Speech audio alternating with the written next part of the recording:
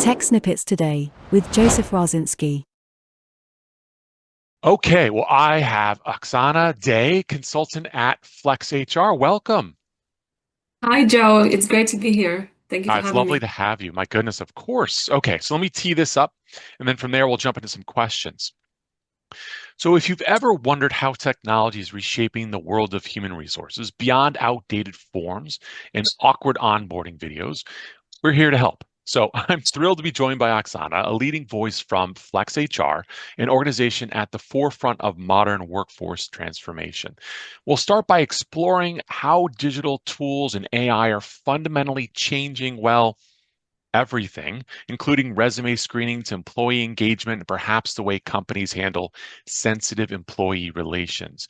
We'll weigh the pros, the cons of automation. Are these tools empowering HR teams, or will your next HR representative be an AI agent? We'll get into that maybe. So we'll also get insights into how data-driven decisions are shaping HR policies in real time and discover the cutting-edge platforms that are enhancing workplace culture. Plus, lastly, what does training look like in an AI-driven world, and how can companies maintain empathy and security while implementing these tech solutions? All right, so Oksana, please, I'd love to hear a little bit more about you, what led you in your story to being at Flex HR.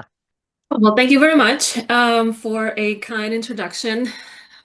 A couple of years ago, I started consulting on the side, aside from my regular job, and it all snowballed so fast. I still can't believe this is where I am today. But yeah, I was lucky enough to come across Flex HR and Jenny, the CEO, and it's been a great relationship. It's been Fantastic. almost a year. So yeah, Oh my goodness. couldn't be Okay. happier. Well, all right, that's wonderful. So it leads me to wondering a little bit more. What is Flex HR? What do you all provide? We provide customized HR outsourcing services and consulting solutions to businesses nationwide. So, full suite of HR services. We come in, we take over as much as the companies need, or sometimes just a part of HR function, like maybe somebody just needs an HR consultant here and there, or maybe somebody needs us to take over their payroll. So we cater to business needs. Okay, wonderful. So if you cover all aspects of that, do you have a certain Correct. enterprise range? Is it small, medium businesses, or large businesses, or everything in between? So SMBs, what's been our clientele base, Fantastic. and we are growing super fast at Flex HR, so it's all game. Yeah, no kidding. Okay, that's great. All right, wonderful. Okay, so let's start off a little bit at the top level and trying to understand, since you've been in the space for 10 years now, um, what have you seen over the last 5 years that's sort of really transformed or changed? Clearly, working from home was one aspect of that, and now the return to office. But what's going on? What are the trends that you're seeing? Well, of course, like you mentioned before, AI impacts every single industry, and HR is one of them. I was gonna say remote work. Remote work has been huge, right? And but since you took the words out of my mouth, Sorry. yeah. So AI and automation in HR has been big, and um, it's everybody. Of course, everybody is worried. Is AI here to take my job?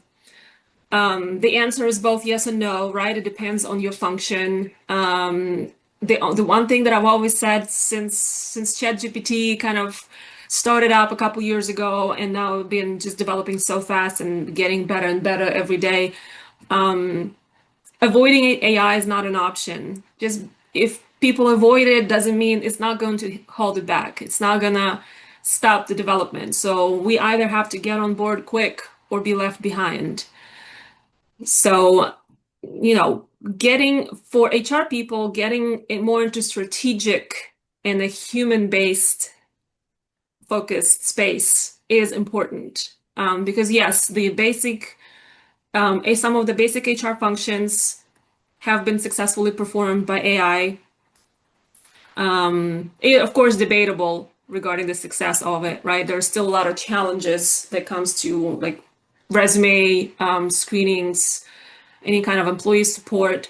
HR chatbots are pretty popular now, where instead of asking your HR person about your remaining PTO balance, you simply just chat with the bot, and the bot has the access to employee handbook and the HRIS platform and can tell you the basic information. As HR, I'm glad that some of those tasks have been taken off Right. my plate. Yes. Yeah, because you won't believe there are some days where all you do is just answer basic questions from the handbook. But at the same time, human is a huge part of HR, right? Human Yeah. resources, and it does hurt me as somebody who's so into helping people. It does hurt me sometimes that you have to outsource it to the machine. Yeah, no, I can understand that. I mean, clearly, since it's in the title, you would think that that's going to have some impact. So you've mentioned, of course, the sort of the chat bots that are helping with some of the rudimentary questions you may have about the manuals or policies or things like that. Um, how about even the onboarding? Are people starting to leverage it to help teach people in terms of education about the organization, what they need to be aware of? Are there interactions like that that you've seen thus far, or is that still a little bit further out? I have seen it. I can't say that I'm a big fan of it. Um, in my decade of HR experience, I like to personally onboard every single employee. And of course, albeit I've never worked at companies where they onboard in like batches of 20, 50 people, right? I've been working in small and medium with small and medium businesses this whole time. So that allowed me to basically meet every single new hire that comes on board, do that initial HR onboarding presentation, tell about the company, tell about the team, show them where to go and how to handle things, and tell them about the benefits the company offers. So I do like to have that personal touch where people can ask questions, and it's not all about efficiency all the time, right? No, yeah, totally. You can't substitute that human touch. I mean, the onboarding time, the first 90 days of employment is considered a new hire period, and I can't tell you how crucial that time is. There were studies that show that majority, over half of people coming on board with a new company decide whether they want to stay with the company or not in the first month. Wow. So that first impression is so important. It's so crucial that I don't trust AI enough yet to make that lasting impression, because it is all about connections, especially in the remote work world where all we have to deal with is, your own four walls and a couple of computer screens. And then if even your trainer is a machine, it's easy to get to feel isolated and disconnected and disengaged. Yeah, no, I think you're 100% right about that. It's certainly the way it feels now for some people if they don't have more the human interaction, if they're still working from home. Which sort of one part that I'm really curious about is, have you seen more companies starting to move back towards bringing people into the office, or do you think that it's sort of here to stay, where people are sort of hybrid? What does it look like from your vantage point? Well, every industry is different, right? There are some industries that it's simply not possible to have completely remote work. While in other industries, it's not a problem. Like, let's look at human resources, HR consulting. We get to do this like this, via Zoom and via chat and all of that.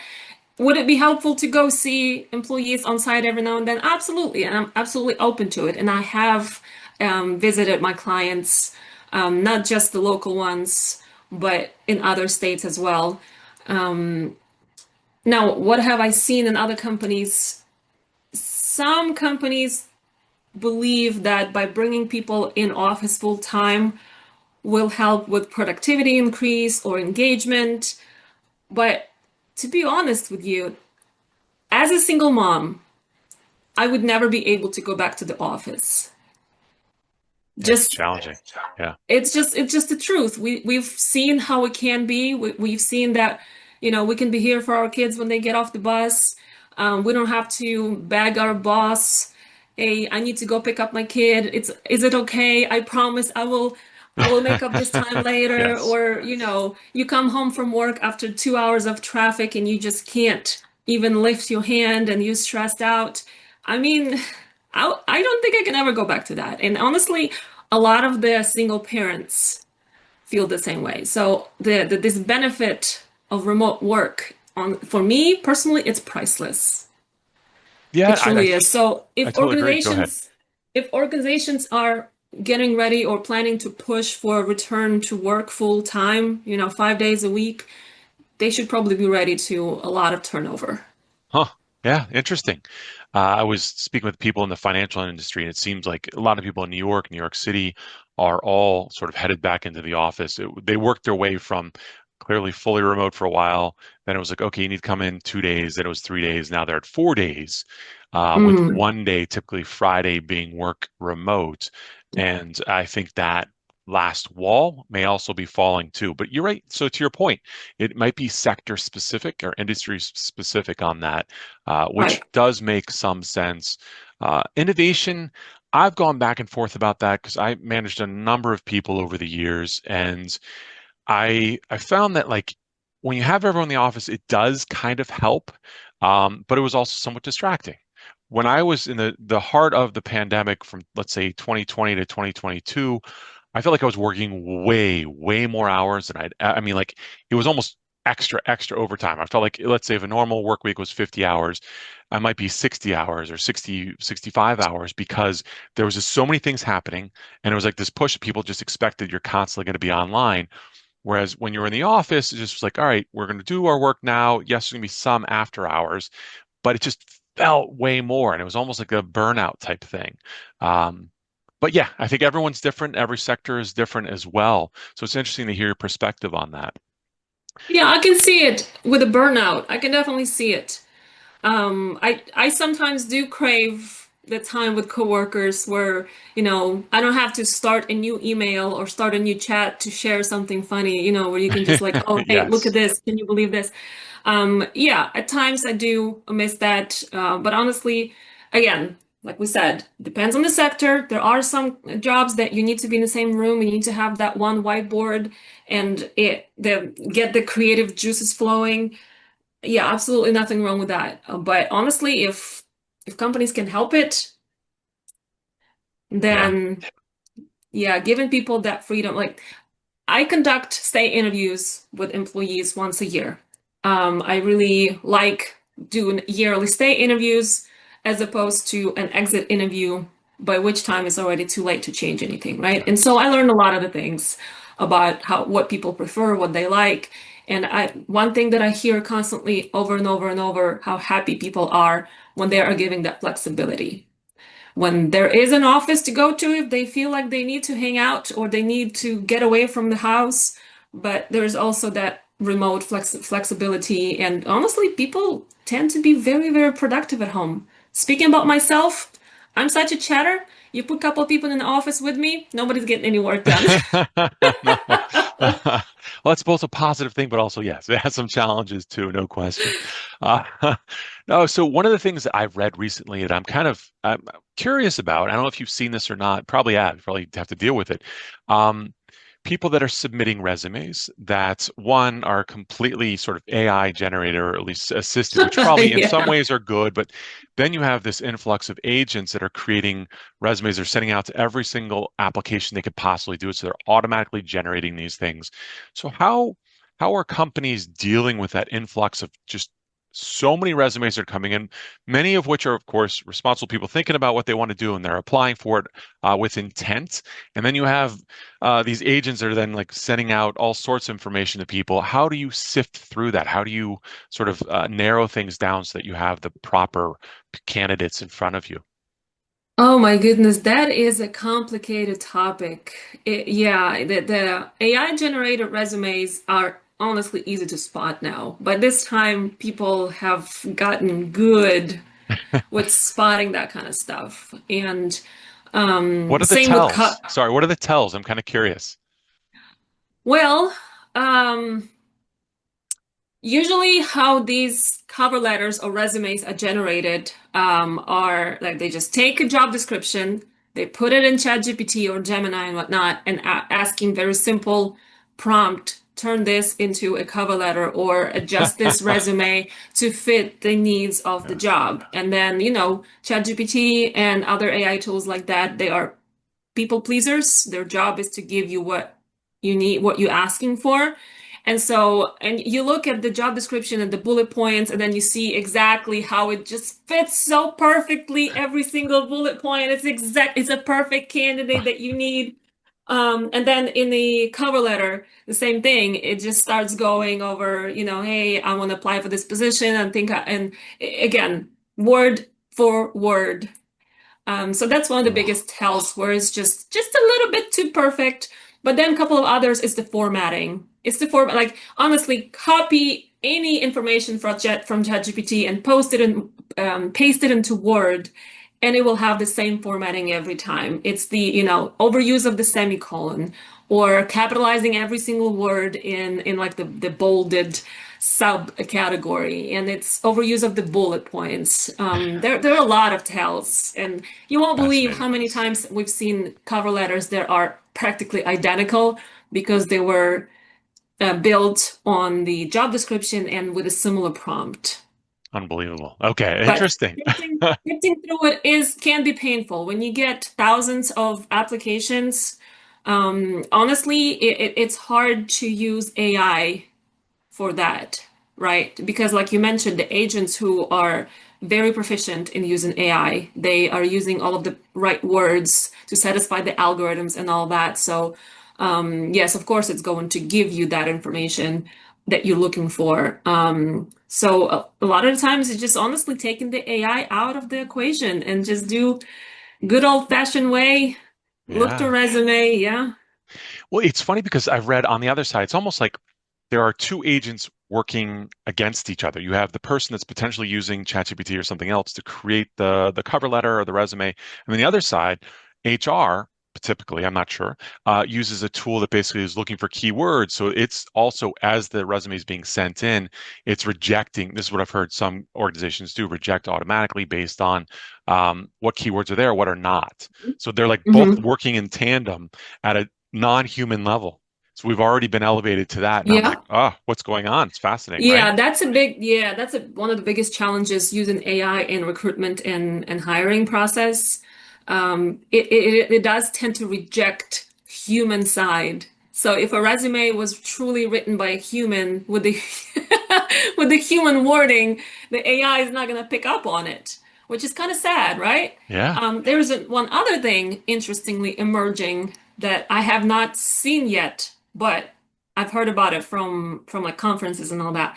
That usually when you get to the interview, it should tell you everything, right? Whether the resume was real, whether they really have experience. But no, not anymore. There are some, like, we have multiple screens, and there are some programs out there where it's running in the background while the interviewer is talking to the candidate, and the interviewer is asking a question, and then the AI picks up on the question, and then it gives the interviewee an answer on the Yeah. screen, and all the candidate needs to do is just read out from there.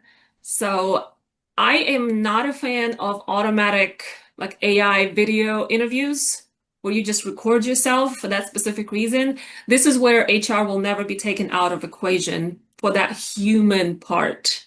You still Wow. need to meet with the candidate. You still need to get a feel how they're responding, how they're reacting. Yeah, I love AI in some areas, but in other areas like recruitment, like interviewing or phone screening, I prefer not to use it if I can help it.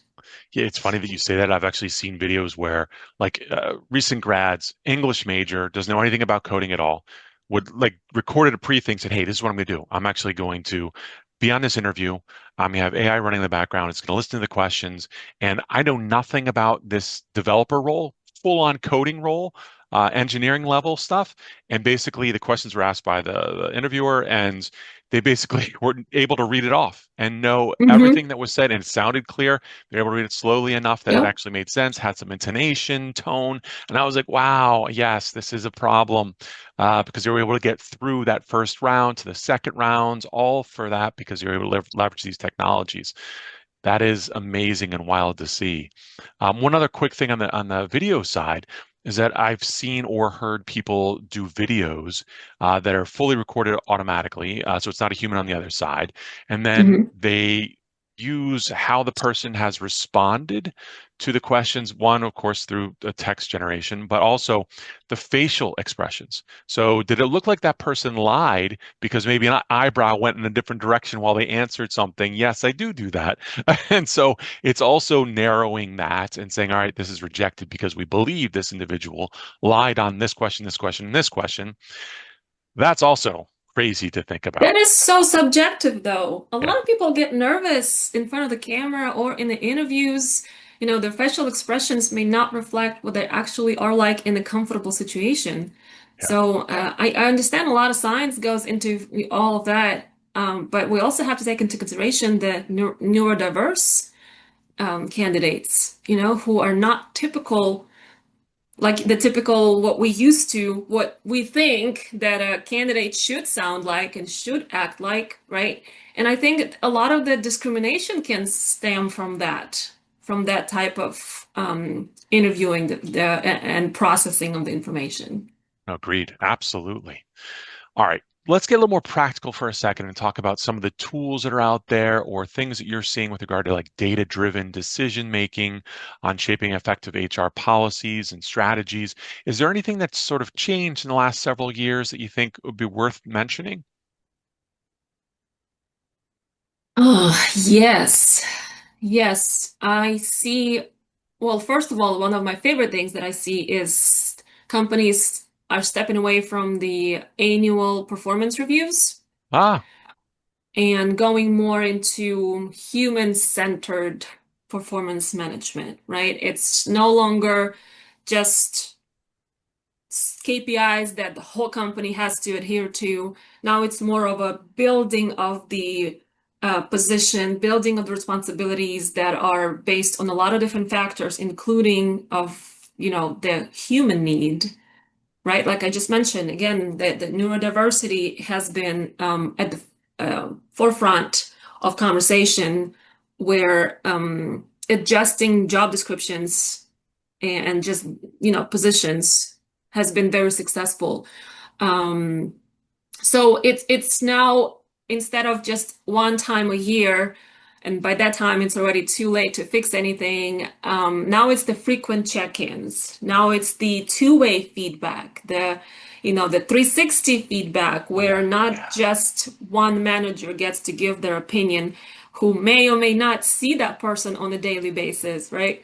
And those opinions might have been subjective before. So now a lot of the information gathered, a lot of the data gathered from various sides of people's jobs. So I really, really like that. And managers are being trained more and more on effective coaching and, you know, development and feedback, not just the once a year performance evaluation.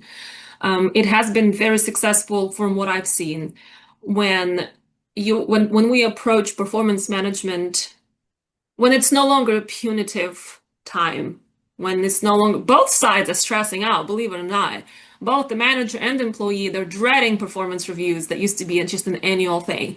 And now it's just an informal check-in. How's it going? Hey, let's look at the numbers. Hey, you know, last week you were above exceeded expectations, and this week you are a strong contributor. Good job. What can I do to help you? And it's more of a conversation, more of a collaboration than, like your mom is scolding you for not Right. sending emails on time. So I really like that. I really like that shift towards, well-being in the workplace and the, hey, let's focus on engagement, let's focus on mental health. And that way, when you care for the people that way, they care for the business. No, I think it's absolutely key and so, so important. I've been in managing for over 20 years, people managing for over 20 years. And it's one of those things where I've seen the cycles. It's almost cyclical where they go from, here are your goals. You must attain these goals. And like, yes, a mid-year meeting and then an end of year meeting. And that's all it was. That's all they really wanted you to focus on. Of course, you meet with people. And I did it very differently all along. I always meet with people at least weekly to discuss these things, or at least monthly to Right. go over where they stand Hmm. and how they feel, both what's going on outside of what their work is, but also what's going on with work, because it all comes together. But I wonder how much of this stuff is cyclical in the sense that, and I love McKinsey, they've been on the show before. It's McKinsey saying, hey, this is the latest and greatest. And it's almost like a repackaging of what we've seen 5, 10 years ago. And like, let's sort of rejigger this a little bit and put it out again. Because to me, fundamentally, a lot of this stuff is making sure that people feel positive, are reinforced for the things they're doing well. And then when there is corrective work that needs to be done, it's sort of talking about, hey, this is the bigger picture, is what we're trying to achieve. What can we do to help you get to where you want to be? Um, Hmm. like that to me seems fundamental to this across the board, no matter Oh, what. But absolutely. And you know what makes a huge difference is when the goals are being built together with the employee. yes, When yes, they're it's not just huge. being told that this is your goal, this is what you need to do, but rather, what do you think we can do or how we can frame this to reach our company goal? Which also kind of brings me to my other point, the open book management. It's one of my favorite business philosophies ever, What's that? where um, when the company shares the financials and it's a book, The Great Game of Business, and I forgot the author. Oh, no worries. Um, yeah, but it's basically the philosophy is the open book management, right? So you tell your people the game they're playing, tell them what the goal is. Everybody sees the score on a weekly basis. The company meets Yeah. together. This is our financials. This we were over or we're under, and then at the end we all participate in the win. So if we win as a company, everybody gets a cut of some type, a bonus or something like that. And if we don't win, we don't get a bonus, but everybody knows why because they've been following the progress all year long. Wow. No, I love that. That's fantastic. Huh. All right. One last question, and then I'm kind of curious about is what are the biggest concerns or things that you might see that leaders are contemplating from now until 2030? I know it's difficult, but like if there's things that are out there that what do you think people are most focused in on for their employees for both the mental health as well as, their own goals going forward? Is it tools that they're concerned about in terms of like, will it help them or will it replace them? What's out there in 2030 that people need to be thinking about? That is a heavy question. I can't believe you left it to the end. I'm sorry. Um, it honestly, it's very hard to say, right? It's 5 years in the future. Sometimes you don't know what's going to happen when you wake up in the morning, True. especially on the HR side. But what I can tell that um, what I can say to leaders and the managers is it's not, you, let's not just go for progress for the sake of progress or change for the sake of change. Just because it's out there, just because there are options, doesn't mean that we have to jump on all of them. And I see a lot of that when employees are getting overwhelmed with the amount of tools that have been thrown at them. Um, the leaders are sitting in their corner office, not said with love, and they don't Yes. always know what's going on the floor with the production employees. Where they think, oh, okay, so this tool, this project management tool or this AI tool will help our employees, and let's implement it right away without going in and asking people. Getting a group of people, let's test it. Let's see, is it actually going to help or is it going to hurt or what's going to happen? Let's get those people on the floor involved in this decision making. And of course, AI should not replace humans all the way. We still should be focused on humans. That includes human resources. Yes, AIs can write handbooks. Yes, AIs can write policies and do recruitment, but is that going to be the right direction for the humanity? There are many, many, many movies that are made on this topic that are warning signs for us. We should probably listen to that. My recommendation is to remember that it's all done for humanity, by humanity, and we should not leave humanity out. Very well said. We'll leave it there, Oksana. Thank you so much for your time today. It was brilliant. Really appreciate it. Thank you, Joe. It was a pleasure chatting with you. Tech Snippets Today with Joseph Raczynski.